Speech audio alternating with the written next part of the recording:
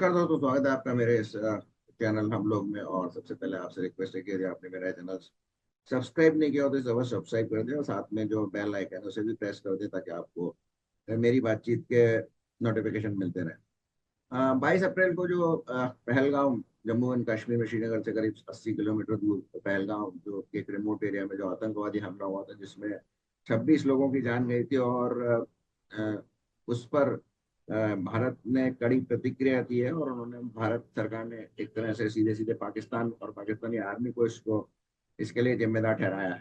हालांकि ऐसा कोई अधिकृत बयान नहीं आया है, लेकिन जो एक्शन हो रहे हैं उससे यही लगता है कि भारत पाकिस्तान को इसका सीधे सीधे जिम्मेदार मानता है। क्योंकि विभिन्न जो एनालिस्ट हैं उनका भी, सबका ये कहना है कि ये कोई छोटी मोटी आतंकवादी घटना नहीं है। ये एक पाकिस्तान के जो मुनीर, जनरल मुनीर हैं, उनकी जो थोड़े दिन पहले जिसमें उन्होंने कहा था कि भारत से पाकिस्तान, कश्मीर हमारा और हम कश्मीर के लोगों के लिए सब कुछ करने को तैयार है, तो उसकी एक आगे की कड़ी बनाई जाती है। और एक बात, कुछ लोग ये कह रहे थे कि अनंत जो यात्रा होती है, अमरनाथ यात्रा, उसको रोकने के लिए शायद ये एक आतंकवाद की तरह से एक आतंक फैलाने की एक घटना थी। लेकिन कुल मिलाकर ये माना जा रहा है, जैसा कि प्रधानमंत्री ने अपने एक मधुबनी में आज की एक सभा में, जो कि उन्होंने पंचायती राज्य के कुछ की जयंती पर उन्होंने दी थी, उसमें कहा। और उन्होंने बहुत महत्वपूर्ण बात है कि उन्होंने पहले तो हिंदी में एक, जिसका अंश मैं आपको सुनाता हूँ। साथियों, 22 अप्रैल को जम्मू कश्मीर के पहलगाम में आतंकियों ने मासूम देशवासियों को जिस बेरहमी से मारा है, उससे पूरा देश व्यथित है। कोटि कोटि देशवासी दुखी हैं। सभी पीड़ित परिवारों के इस दुख में पूरा देश उनके साथ खड़ा है। जिन परिवारजनों का अभी इलाज चल रहा है, वे जल्द स्वस्थ हो, इसके लिए भी सरकार हर प्रयास कर रही है। साथियों, इस आतंकी हमले में किसी ने अपना बेटा खोया, किसी ने अपना भाई खोया, किसी ने अपना जीवन साथी खोया है। उनमें से कोई बांग्ला बोलता था, कोई कन्नड़ा बोलता था, कोई मराठी था, कोई ओडिया था, कोई गुजराती था, कोई यहां बिहार का लाल था। आज उन सभी की मृत्यु पर करगिल से कन्याकुमारी तक हमारा दुख एक जैसा है, हमारा आक्रोश एक जैसा है। ये हमला सिर्फ निहत्थे पर्यटकों पर नहीं हुआ है। देश के दुश्मनों ने भारत की आत्मा पर हमला करने का दुस्साहस किया है। मैं बहुत स्पष्ट शब्दों में कहना चाहता हूं, जिन्होंने ये हमला किया है, उन आतंकियों को और इस हमले की साजिश रचने वालों को उनकी कल्पना से भी बड़ी सजा मिलेगी। सजा मिलकर के रहेगी।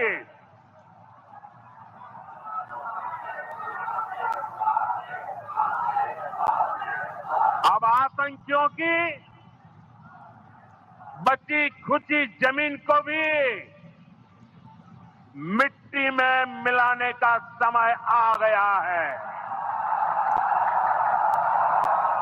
तो ये तो उन्होंने हिंदी में कहा, लेकिन इसके बाद उन्होंने मधुबनी बिहार जैसे एक स्थान पर अंग्रेजी में जनसभा को संबोधित करते हुए इस घटना के बारे में और इसमें ये बताया, अंग्रेजी में उन्होंने बोला, जो शायद मेरे ख्याल से भारत में प्रधानमंत्री नरेंद्र मोदी के लिए पहली बार है कि वो किसी जगह किसी जनसभा में अंग्रेजी में बोले हैं। तो उन्होंने उसका सीधा सीधा ये उद्देश्य है कि वो ये सारी दुनिया को ये संदेश देना चाहते थे कि हम इसको हल्के में नहीं ले रहे हैं और हम आतंकवाद को, जैसा कि उन्होंने हिंदी में कहा, उसको मिट्टी में मिला देंगे और उनको ऐसा सबक सिखाएंगे, ऐसी सजा देंगे जो उनकी कल्पना से भी पार होगी। तो भारत सरकार ने एक्शन तो चालू कर दिया है। इसी बीच एक और इंटरेस्टिंग चीज मैं आपको दिखाता हूँ। जो हमारे प्रिय जवाई हैं रॉबर्ट वाड्रा, उनको कहीं से एक राजनीति का कीड़ा लग गया है। जैसा कि थोड़े दिन पहले उनको ईडी ने बुलाया था, तब तो उन्होंने कहा था कि ये सरकार मुझसे डर गई है और मैं जब मेरे को परेशान किया जाएगा तो मैं और अ, मजबूत होकर निकलूंगा। उन्होंने कहा है कि हमारे देश में हिंदू और मुसलमानों के बीच एक विभाजन पैदा हो गया है। इससे इस तरह के संगठनों को लगेगा कि हिंदू सभी मुसलमानों को के लिए समस्या पैदा कर रहे हैं। पहचान को देखते हुए किसी की हत्या करना ये प्रधानमंत्री के लिए एक संदेश है, क्योंकि मुसलमान कमजोर महसूस कर रहे हैं, अल्पसंख्यक कमजोर महसूस कर रहे हैं। इसका क्या मतलब आप क्या मतलब निकाल सकते हैं कि जैसा उस आतंकवादी ने कहा था उस महिला को कि आप अपने प्रधानमंत्री को जाके बताइए कि हमने आपको मारा, तो वही लगभग उसी को रॉबर्ट वाड्रा, जो कि कभी आप क्लेम करते हैं कि वो भी पॉलिटिक्स में आएंगे, और वो पॉलिटिक्स में इसलिए नहीं आएंगे कि वो डायनेस्टिक पॉलिटिक्स है। खैर, रॉबर्ट मतलब इस खेल में बहुत छोटे से आदमी है और उनके बारे में बात करना आपका और मेरा दोनों का समय बर्बाद करना है। तो अब बात करते हैं कि भारत, जैसा कि प्रधानमंत्री ने बहुत स्पष्ट कहा है अपने मधुबनी के में अंग्रेजी में कहा है कि हम अब उन आतंकवादियों को छोड़ेंगे नहीं और उनके आकाओं को भी नहीं छोड़ेंगे। आका से सीधा सीधा मतलब आईएसआई और पाकिस्तान की सेना। तो भारत ने जो कुछ एक्शन लिया है उसमें सबसे पहले तो इंडस जल संधि का निलंबन कर दिया गया। 1960 की इंडस जल संधि को निलंबित कर दिया गया है, जो दोनों देशों के बीच में जल वितरण को नियंत्रित करती थी। यह निर्णय तब तक प्रभावित रहेगा जब तक कि पाकिस्तान आतंकवाद का समर्थन करना बंद नहीं कर देता है, पूरी तरह बंद नहीं कर देता है। तो इसको कुछ विश्लेषक तो कह रहे हैं कि जो चारों पांचों एक्शन लिए हैं, इनको कह रहे हैं कि ये केवल एक टोकनिज्म है, कि पाकिस्तान को डराने के लिए या दुनिया को दिखाने के लिए कि हम एक्शन ले रहे हैं, कि एक टोकनिज्म। लेकिन कुछ एनालिस्ट और मेरा भी मानना है कि अगर पानी को पाकिस्तान में जाने से अगर रोक दिया, जैसा कि पिछली बार शायद जो पुलवामा का अटैक हुआ था उसके बाद भी भारत ने धमकी दी थी, लेकिन उस समय कुछ हुआ नहीं था।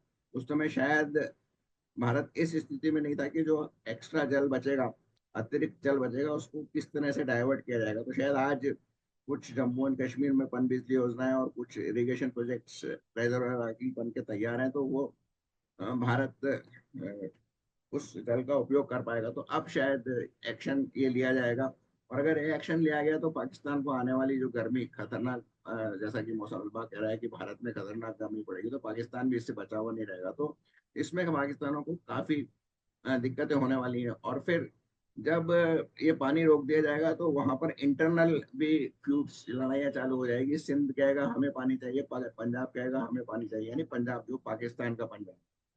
तो इस तरह से ये एक आदि अचिंत करके जो एनालिस्ट है, उनका कहना है कि ये परमाणु बम से भी खतरनाक होगा यदि इसको अ, जैसा बोला जा रहा है वैसा अप्लाई कर दिया जाए। तो दूसरा जो प्रतिबंध लगाया कि अटारी वाघा सीमा बंद कर दी गई है।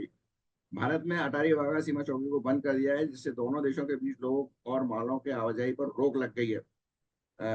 जिन लोगों के पास वैध दस्तावेज है उन्हें 1 मई 2025 तक को लौटने के लिए कहा गया है। मतलब वाघा सीमा पे जैसे आपने देखा होगा कई बार कि वो कुछ शाम को दोनों सीमा, दोनों तरफ की सेनाएं कुछ एक्सरसाइज वगैरह करती है, कुछ डिस्प्ले करती है, वो भी शायद बंद कर दिया जाएगा। तो ये एक पाकिस्तान के लिए, पाकिस्तानियों के लिए झटका होगा। कुछ भारतीय जरूर जाते होंगे अपना माल बेचने के लिए पाकिस्तान, बट मुश्किल तो पाकिस्तानियों के लिए होगी। इसके अलावा जो तीसरा एक्शन है वो सार्क वीजा में, अगर आपके पास सार्क का वीजा है पाकिस्तानियों के पास, तो उनको भारत में अलाउ कर दिया जाता था। तो वो एक सुविधा पाकिस्तानियों से छीन ली गई है।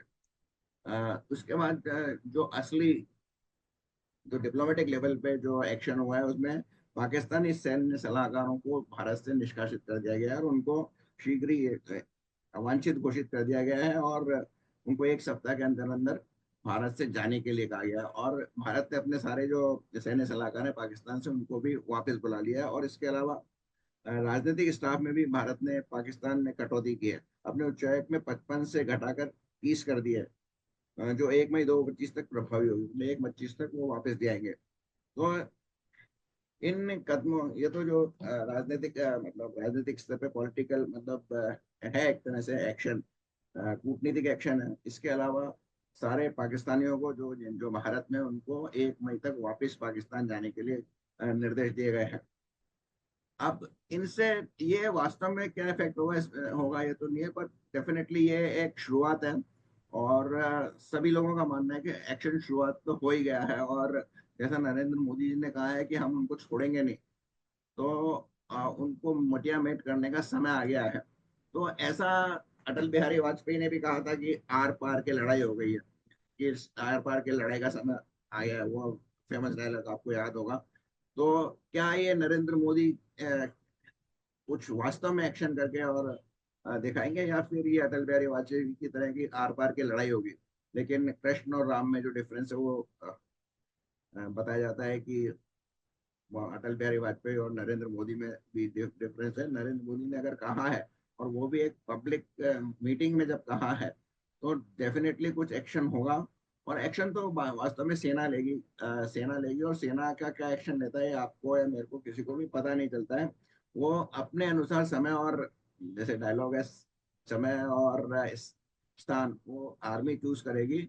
निर्देश यहाँ गो अहेड का एक सिग्नल पॉलिटिकल लीडरशिप को देना होता है, जो मेरे ख्याल से ज्यादातर जो विश्लेषक है उन्होंने का मानना है कि सरकार ने दे दिया है। अब आर्मी पर शायद ये दारोमदार है। और आर्मी भारत की काफी सक्षम है।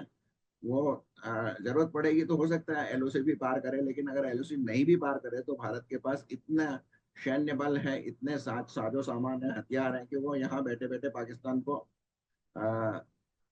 ध्वस्त कर सकती है। और कुछ लोगों का तो कहना है, जैसे एक प्रदीप सिंह जी है जिनका मैंने शॉर्ट वीडियो आपको के साथ शेयर किया था, उन्होंने तो कहा था कि इतनी ज्यादा आग लगा देनी चाहिए एलएसी पर कि उसके धमाकों की आवाज जनरल मुशीर मुनीर पर पहुंचे और उनके कान के पर्दे फट गए। और पाकिस्तान आईएसआई या पाकिस्तान का जो आर्मी का हेडक्वार्टर है वहां भी इसके धमाके सुनाई दे। और ऐसा ही कुछ और भी लोग कह रहे हैं कि उनका ये कहना है कि एलओसी पर जरूर भारत को अपना आक्रमण करना चाहिए, तेज आक्रमण करना चाहिए। और शायद हो सकता है ये पहली बार दुनिया में, भारत के इतिहास में हो कि भारत पहली बार एक लड़ाई की शुरुआत करे। अब तक हम बचपन से पढ़ते आए हैं कि भारत एक शांतिप्रिय देश है, और हमने अब तक किसी भी देश पर कभी भी, या किसी हिंदू राजा ने कभी भी किसी पर आक्रमण नहीं किया। तो शायद ये फिर पहला मौका होगा जब भारत पाकिस्तान पर आक्रमण करेगा। आक्रमण जैसी स्थिति आएगी कि नहीं आएगी ये कहना मुश्किल है, लेकिन अगर हुआ तो ये पहली बार होगा। तो आज के अंक में बस इतना ही। अगर आपको अच्छा लगा हो तो उसको लाइक कीजिए, शेयर कीजिए, और मुझे आशा है आपने मेरा चैनल सब्सक्राइब तो अवश्य कर दिया होगा।